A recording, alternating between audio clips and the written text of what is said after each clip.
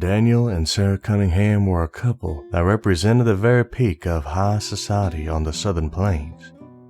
As the two considered children, they hoped for a little boy that would carry on their name and help spread their influence across a larger area.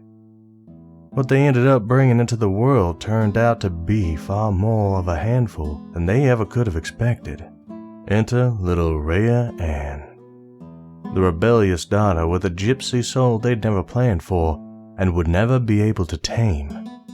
What started as childish fights and fits grew wilder as she aged, picking away at the spotless reputation of her well-to-do family, piece by piece.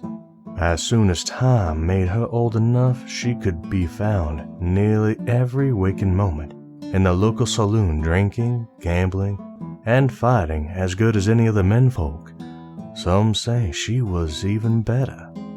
Her family tried everything to reel her in, locking the doors and windows, sending her away for months at a time, hunting suitors to make an honest, respectable lady of her.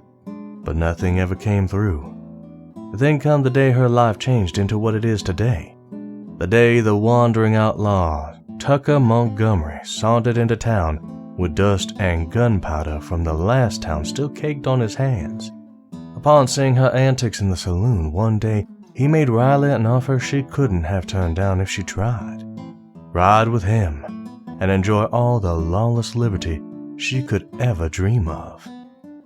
When her potential suitor at the time learned of her plan to ride out with the bandit, that night he flew into an unbridled rage and confronted her in the town square, grabbing her and striking her so hard the echo of it pulled people from their homes and stores to see the commotion.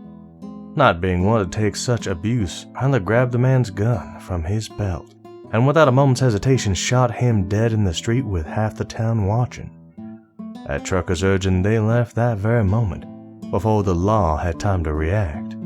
The pair rode together, raising all the hell they could for a year before deciding to get married.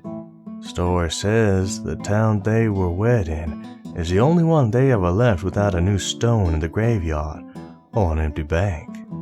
From there, their crime spree continued until eventually rumor of a new outlaw group by the name of Crow's Crew drew them to Blackwater Gulch. They joined up with the crew as runners roughly a year and a half ago, and haven't looked back since.